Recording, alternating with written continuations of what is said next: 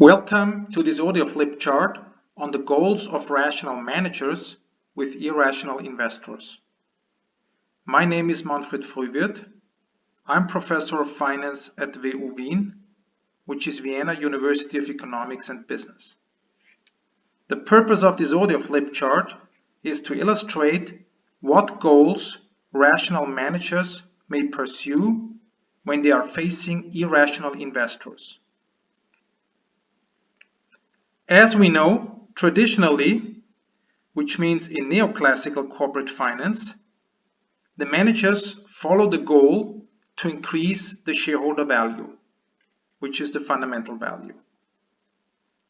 In the neoclassical world, where the price of a stock always equals its fundamental value, and where there are no market imperfections, like asymmetric information between the managers and the shareholders, this is the only goal that you can imagine. This is shown in the green box on the flip chart. However, in a behavioral corporate finance setting, irrational investors may create the gap between the stock price and the fundamental value. This gives room for two additional goals that are shown in the red box on the flip chart. The first additional goal is market timing. Here, the managers try to create a benefit for their existing long-term shareholders by exploiting a mispricing of their share on the stock market. They do this by issuing new shares when they are overvalued and by buying back their own shares when they are undervalued. Of course, this only works if between the announcement of this capital measure and its implementation, the stock market does not fully eliminate the mispricing. The second additional goal in behavioral corporate finance is catering. Here, the managers try to push the stock price above the fundamental value.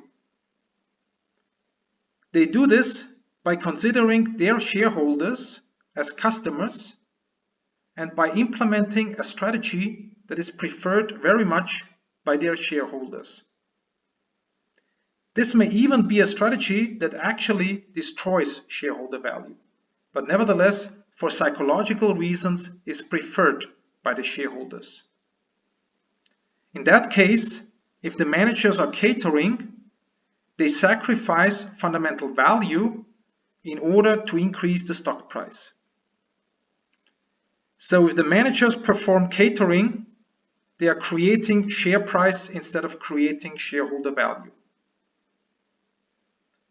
Of course, this only works on a short-term basis.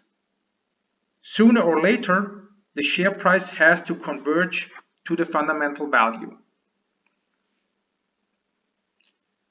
It should be quite clear that in a neoclassical world with rational investors, where the share price always equals the fundamental value, there is room neither for catering nor for market timing.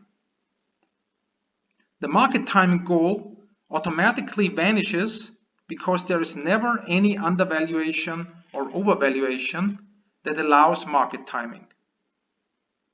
The catering goal vanishes because it is simply impossible to push the share price away from the fundamental value. Summing up, we learned from this audio flip chart that the stream of behavioral corporate finance that deals with irrational investors extends the set of the one and only managerial goal to maximize shareholder value that we have in a neoclassical setting to a broader view. In behavioral corporate finance with irrational investors, rational managers have three alternative goals that they can pursue: creation of fundamental value, market timing, and catering. I hope you enjoyed this audio flip chart. Thank you very much for watching.